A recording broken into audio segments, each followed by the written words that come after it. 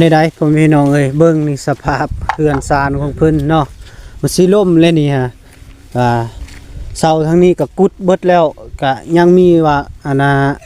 ไม้ค้ำไม้เดียวหั่นยังอยู่เซยเนาะเอ้ยตั้งงามอีหลีพ่อพี่น้องเอ้ยก็ได้เพิ่นตัดหลังคาเรียบร้อยแล้วพี่น้องเอ้ยมีแต่รอถาสังกะสีกับผักกระจาด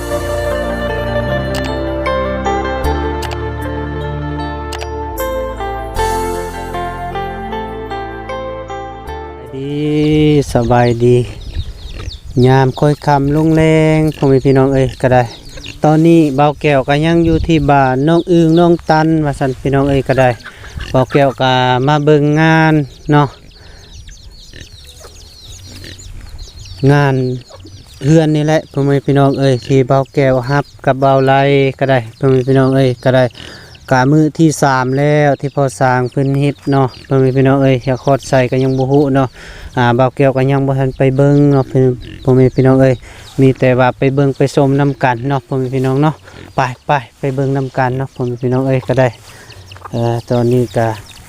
อยากเวลาก็5 โมงแล้วพี่น้องเอ้ยค่อยค่ำลงแรงว่าซั่นก็ได้มาพบมาพออีกทางครอบครัวน้องอึงน้องตันพ่อกับแม่หั่นน่ะพี่น้องเอ้ยก็ได้เนาะสบายดีเด้อโดยอยู่คมหน้าคบตาเนาะมื้อนี้ก็ได้เนาะกินข้าวกินน้ำแล้วบ่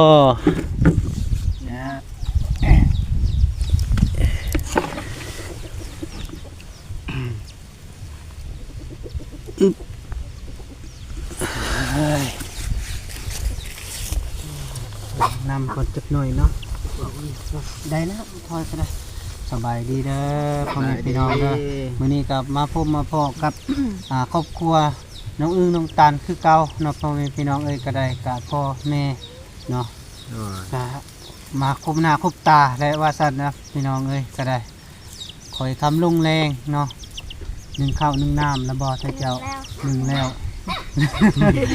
ไหวเนาะโดยเป็นอย่างไรการงานเฮาฮอดใส่แล้วการงานก็เริ่มแล้วตอกหลังคาก็นั่นแหละแต่ยังทันได้มุ้งแม่นขึ้นก็ยังบ่พอประมาณ3-4 แผ่นนี่แหละ3-4 แผ่น3-4 แผ่นก็เป็น7 แผ่นเลยยัง4 แผ่น4 แผ่นก็4 แผ่นเนาะแล้วก็ทั้งอันน่ะหลังคานะตัดหมดแล้วบ่แต่ยังบ่ทันได้อันตัดเคยสังกะสีเพิ่นว่ายังติดเขียนอยู่อันพอจ้างเพิ่นเว้าแปลแต่ว่าสังกะสีมาแล้วจึงขึ้นไปวัดแทกไสเพิ่นว่าโดยในใดก็ได้แล้วแต่เนาะแล้วแต่สร้างมันนี่เนาะเฮาก็มีแต่รอถ่ายจ่ายอย่างเดียวก็มอบให้เจ้า2 คนกับน้องบุญทวี3 คนแล้วเด้ส่งไปอีกผู้นึงเนาะมาก็ได้สำหรับพอสร้างมื้อนี้เพิ่นอยู่บ่เพิ่นบ่อยู่แล้วเพิ่นเว้าว่าไปเบิ่งห้องน้ำอยู่น้ำแพกแล้วก็เพิ่นสิล่วงเมื่อบ้านมื้ออื่นเลยเพิ่นมาโดยเพิ่นไปเบิ่งอันน่ะห้องน้ำอยู่สิใดเรารับเวียกเรารับงานใหม่บ่เพื่อนน้องน้อยอยู่บ่น้องน้อยฮู้อยู่ห้องน้ำน้องน้อยอันนี้ก็เราไปเบิ่งเท่านั้นสรุปว่าเราเฮ็ดแล้วนี่เราไปพุ่นบ่เลิกเป็นใดๆทั้งนี้เราก็รับงานอยู่ใดทั้งว่าก็ยังบ่ทันเนาะว่าสิไปทางใดก็ทางอีกอย่างก็คันท่าตามได้ยินแล้วว่าคันว่ามีอยู่นี่แล้วก็สิต่ออยู่นี่ก่อนเพราะว่ามันใกล้กันนี่โดยว่าในเมื่อจังซั่นเฮาก็ไปเบิ่งเฮือนของเฮาเนาะจังซั่นเฮาจะได้รวดเร็วทันใจอยู่บ่เนาะไปบัดนี้เดินทางเอาไปพ่อแม่พี่น้องเอ้ยก็ได้เว้าหัวเว้ามวนก็ได้แล้วเนาะเนี่ยนิดๆน้อยๆพี่น้องเอ้ยก็ได้ไปกลับมาเบิ่งงานของเฮาฮอดใส่ ก็จึงว่าการพ่อแม่พี่น้องเอ้ยก็ได้อยากให้มันแล้วพ่อแม่พี่น้องเอ้ยก็ได้เพราะว่าก็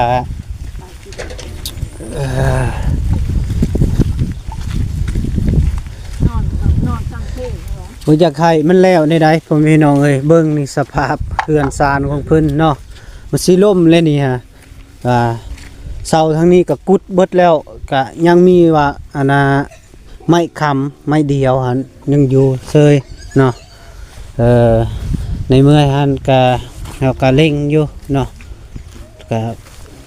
พอสร้างก็บ่ได้อยู่มื้อนี้พ่อแม่พี่น้องเอ้ยก็ได้เพิ่นก็เมื่อตอนบ่ายหั่นแหละก็ไปเบิ่งงานใหม่ไปเบิ่งห้องน้ำของน้องน้อยแล้วก็เบาบี้เป็นผู้ปาไปพี่น้องเอ้ยก็ได้บ่แม่นเบาบี้เนาะเบานิ้วพี่น้องเอ้ยขอโทษขออภัยเว้าผิดก็ได้เนาะโทษเขื่อนเฮาเนาะคือว่างามแท้เว้ยไหวเนาะอันนี้อยากคือทรงอันน่ะโมเดิร์นเนาะทรงมาเฮาแม่นบ่ทรงมาเฮาวู้ฮู้เนาะกะงามเติบพ่อแม่พี่น้องเอ้ยกะบ่ได้ว่ามัน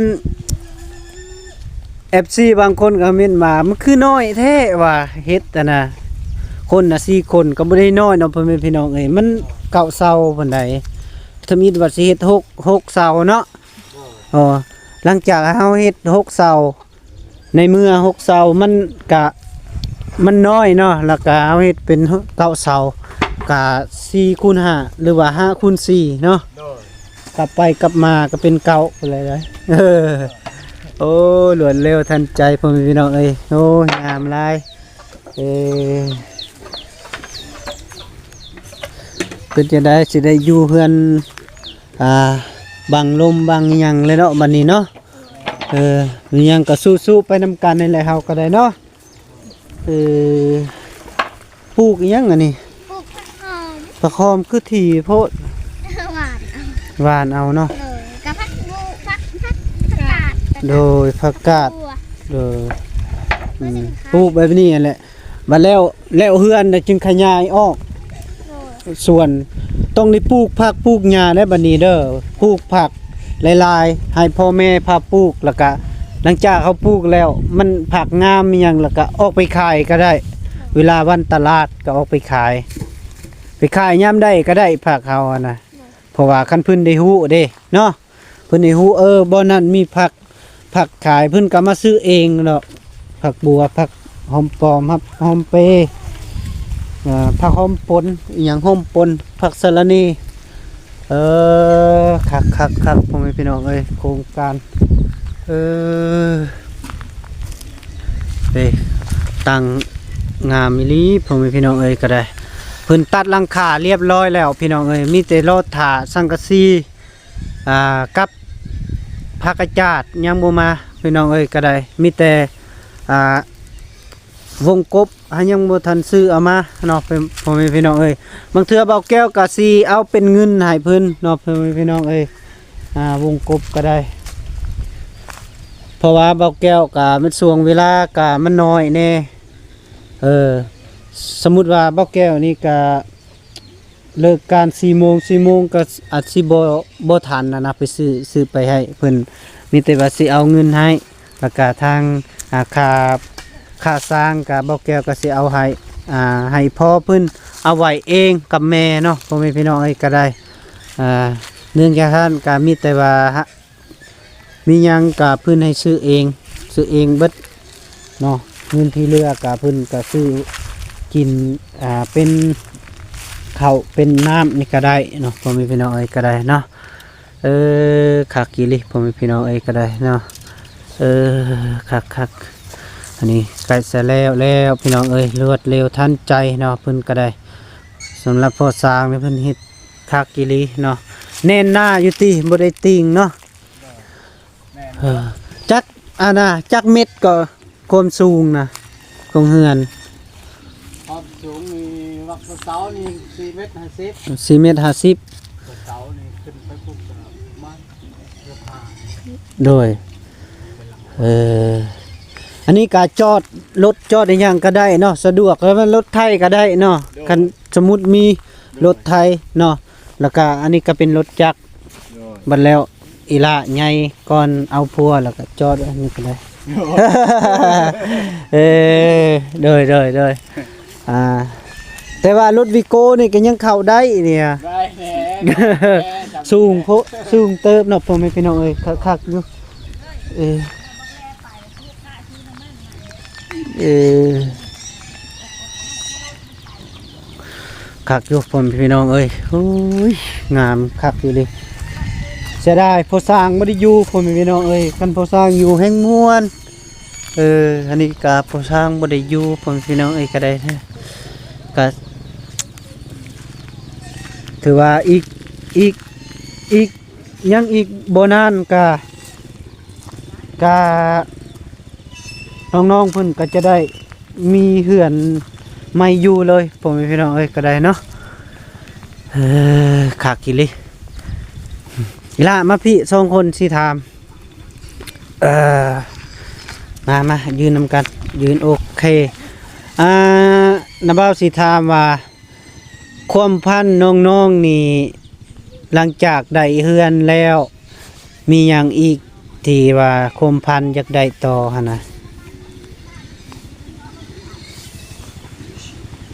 บ่ธรรมดานี่ก็แล้วน้าบ่าวเฮ็ดให้แล้วแต่ว่าเฮือนนี่ก็สิแล้วความพันนี่ที่เจ้าสองคนนี่สิไปโรงเรียนบ่หรือสิบ่ไปหั่นน่ะ บ่ไปแล้ว เป็นหยังคือบ่ไป บ่ไปแล้ว ไปหั้นแหละเฮ็ดจะได้ซะกะมันเฮือนก็สะดวกแล้วเฮามีเฮือนอยู่แล้วก็ยังให้ไปหั่นแหละเป็นหยังคือบ่อยากไปย่างบ่ไหวบ่หรือเป็นใด ยาหัวไหว ย่างบ่ไหวเนาะโดยสิคันห้องหรือบ่คันบ่ห้องอะนะ คัน คันเนาะเช็ดซ่องห้องบ่ หนูเห็นนะสมมุติค่ะ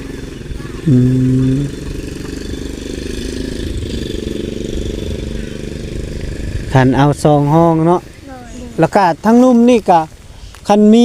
งบอีหยังต่างๆบัดแล้วแล้วก็ที่เจ้าจึงเอาผักอาจารย์มาอ้อมเฮ็ดเป็นอันนะก็ได้เอาไว้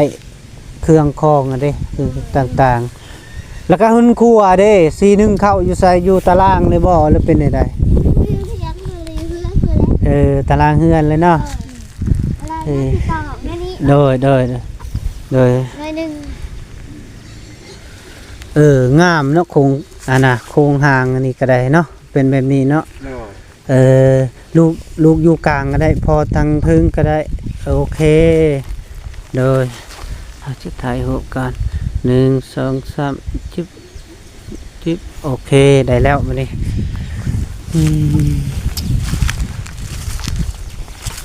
ขนาดขึ้นซ้ำนี่ค่อยก็ยังมีอบอุ่นให้เจ้าแล้วอีหลี่ใด โดยแม่นแหละ มีว่าความระนึกของค่อยนี่โอ้โตคือว่าคักแท้เนาะ นี่ ซ้ำนี้แล้วค่อยมาเห็นแล้วก็โอเค โอเคแล้ว โดย แต่ว่านาบ่าวนี่ก็ยังบ่ทันมีเฮือนใดก็ยัง โดย จุเจ้าได้ก้อนก็ถือว่าโอเค โดย ภาคภูมิใจสุดๆเลยเนาะ โดย ถึงว่ามันน้อยก็อย่าแต่ว่านาบ่าวมีความสามารถให้ที่เจ้ามีเนาะ โดย แล้วก็โอเคเนาะถึงได้น้ำได้เฮือนบัดนี้แล้วก็โอเคเนาะก็มีหยังก็ฮักแพงกันเนาะ โดย คงข่อยว่ามันทางนุ่มมันสิบ่ต่ำบ่นี่นะบ่อันนี้นะ ตัวนี้บ่ แม่นเวลาลมเนาะฝนตกลมมาแต่พุ่นมันสิบ่พะบ่หรือว่าสิเอาสังกะสีบังบ่ มันสิได้อัดอีกได้เบา อัดบ่ อัดแล้วคุณบ่อัดมันก็สาดเข้าไปเลย เนาะ อัดเด้ โดย อัด ต้องได้อัดเนาะ แม่น อัดก็ดีคือกันสังกะสีก็ประมาณ2แผ่น แม่น กลัวได้2เป็น3พุ่นได้4บ่จัก มันก็สิเพิ่นน้อยๆนะอัดพานมันมาแล้วกัน โดย โอเคแล้ว กะว่ามันตกจากแผ่นนี่แทกแล้วบ่ ยังเพิ่นยังบ่ได้แทกวัด ยังเนาะ จบจักแผ่น โดย บัดนี้ปานลมยังมีแล้วบ่ปานลมมีอะเนาะ นี่แหละแต่ว่าจักสิพอบ่พอ โอ้บ่พอเลยสองแผ่นเฮ็ดจังได๋เจ้าซอกใหม่ได้ปานนี้นะ มีแต่ผู้อื่นนี่นะที่ได้ โดย อันนี้ซองเนาะสองได้อยู่นี่3ข้างนี่ หน่อย อันนี้ยังอีก3ข้างเจ้าก็หาใหม่บัดนี้ นั่นแหละเดี๋ยวมาสิ โดย ก็ปาดไม่มันล้มมันเลย โอ้ปานลมนี่บ่ได้แม่นซีได้นี่ต้องได้ใส่เบิดได้ปานลมเนาะทางลม แต่ละด้านแต่ละด้าน แต่ละข้างนี่ต้องได้ใส่เบิดเลยเนาะเฮ็ดได้มันน้อยก็ย่าต้องเฮาต้องเฮ็ดมาให้มันงามเนาะโดยโอเคบัดนี้เนาะคักเลยแสดงว่าไวเติบเนาะที่เจ้าก็เล็งมือนี่แหละคันบ่เล็งก็บ่ได้เด้คือเพื่อนน้อยเจ้าหาสิบินแล้ว โดย มือแห้งเย่ไปกว่าเก่าแล้วเหือนหน่อย